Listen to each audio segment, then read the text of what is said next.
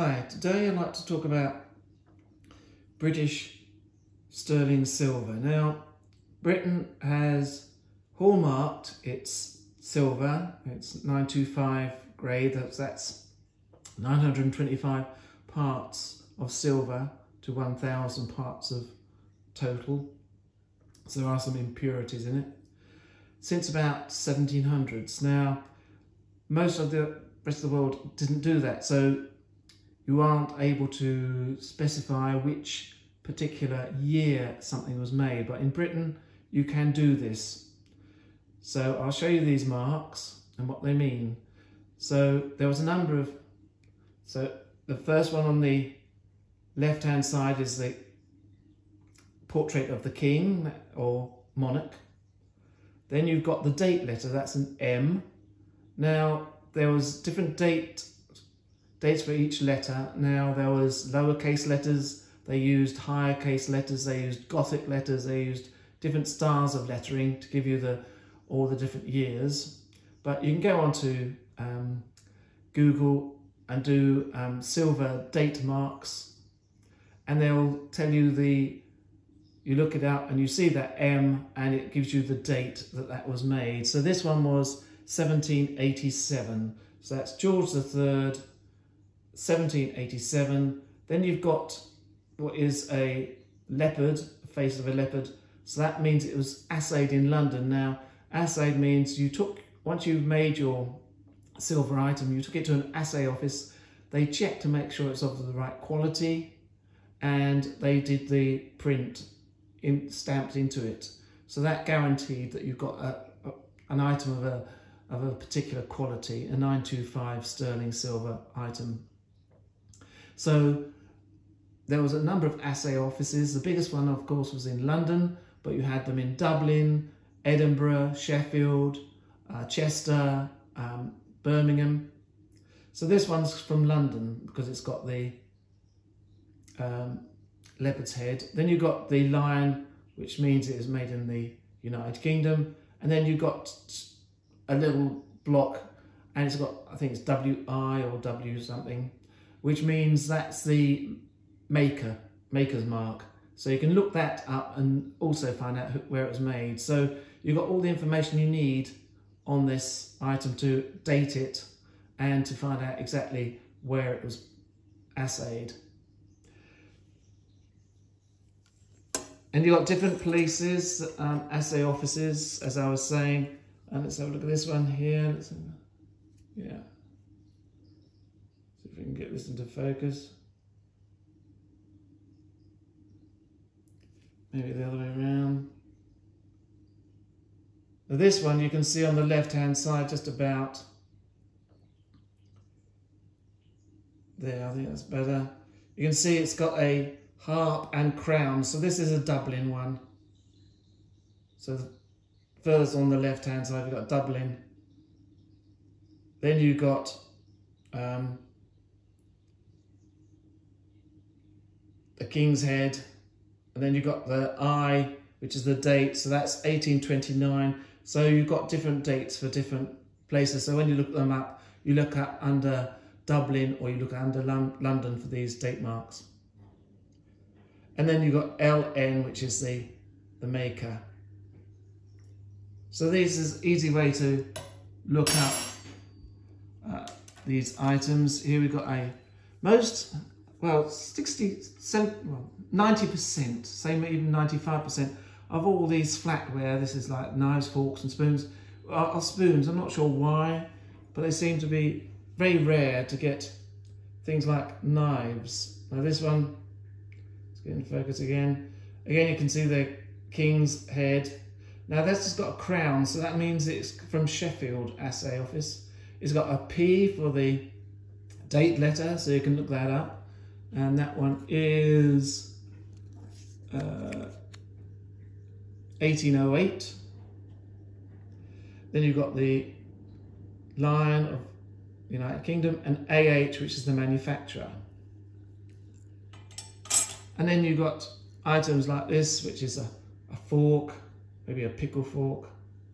And you have to look around on the body of the item to find out where it is, because on this one it's got it on the side of the fork there. It's not so easy to see because it's on a small little area and they have to squeeze all this information into a small little area. And also because it gets warm, because it's been used, these can sort of disappear. So when you're cleaning silver, try not to clean it as little as possible, because it is a soft material. You will wear it down eventually and start to get holes will be produced in the silver. And especially don't try to clean near the hallmark, because that destroys all the evidence of the date, the manufacturer and stuff like that. So if you do clean it, then just try to avoid that area where the hallmark is, because otherwise you'll lose a lot of information. So this must be a little pickle fork with a end to it there. Maybe it's ivory, or I don't think it's ivory. It's probably mother of pearl, I think, with that. Yeah, I'd say that's a mother of pearl, so that comes from. And this little knife I just showed you of 1808. Again, it's got a little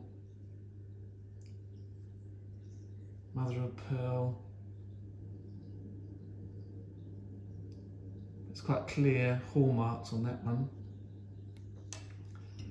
So I'll just show you now some of the silver milk jugs I've got. Now, I showed you recently a video about chairs and their design, and the early sort of Charles II ones were very ornate. There was lots of fixings and fittings, and it was a very Baroque style. And again, the same sort of thing happened with silverware. So from this selection, you can see the change in the style. Now this one's George II, 1753, and you can see the hallmarks are on the base. But because it is on a rounded base, it's very difficult to punch the letters and stuff like that on it, because it's difficult to do. So again, I would not clean that bit. I'll just leave that as it is, because it does affect the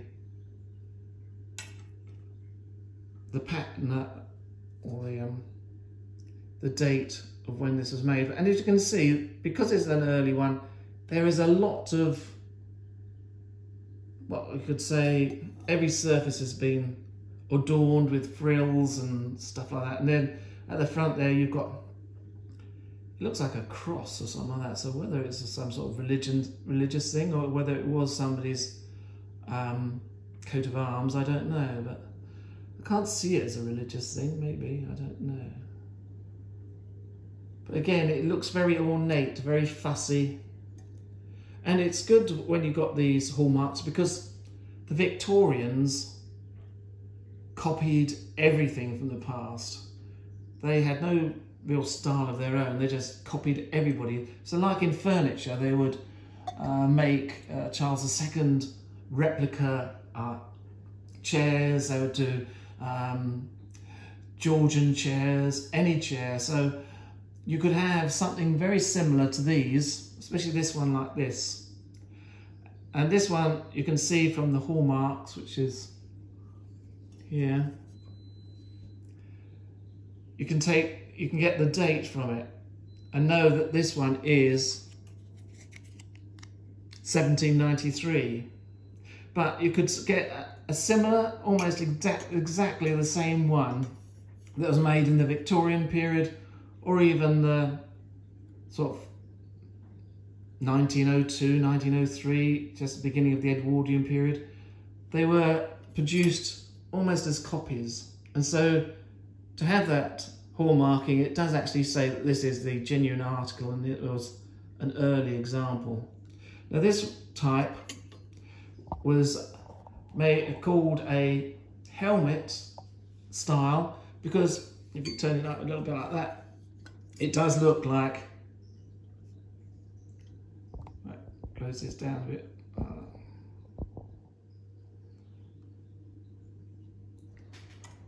Close it down.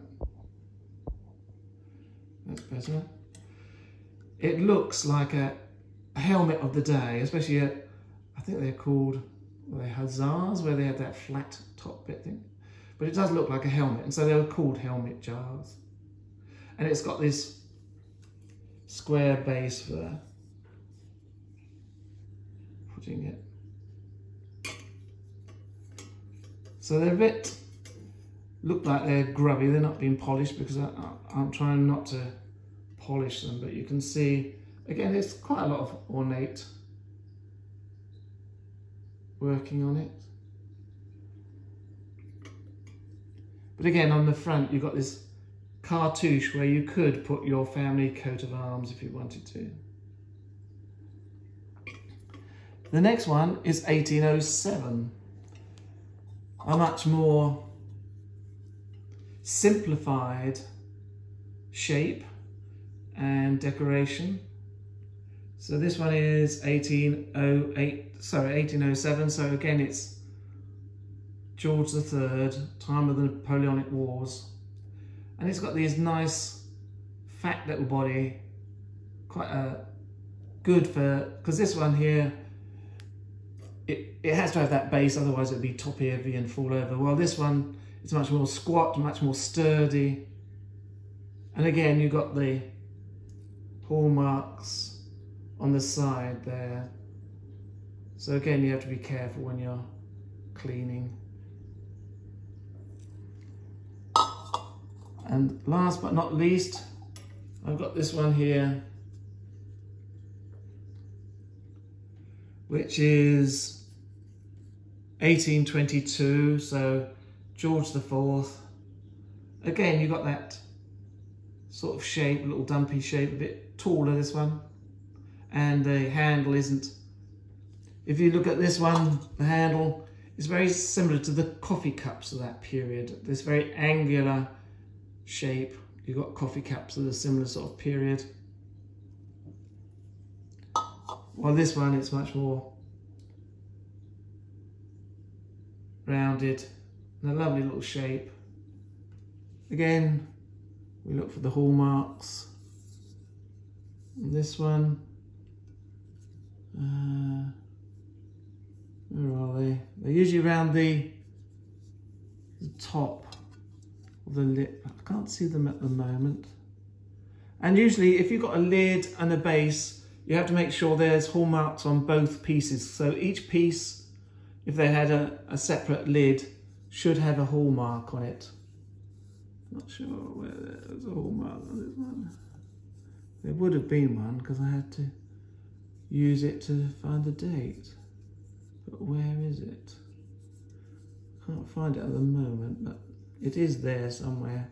Sometimes, again, it is difficult to define them. And again, it's got this cartouche at the front, so you can use it.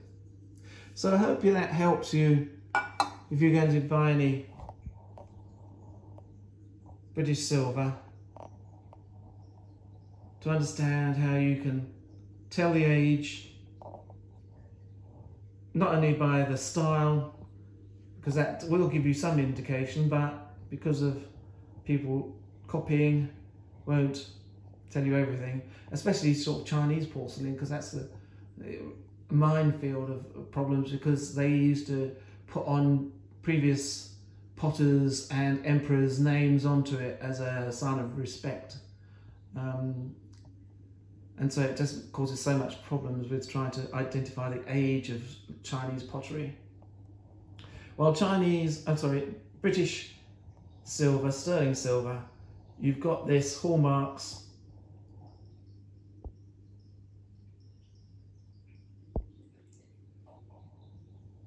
to give it the date. Thank you very much for watching. I hope you enjoyed it. Bye.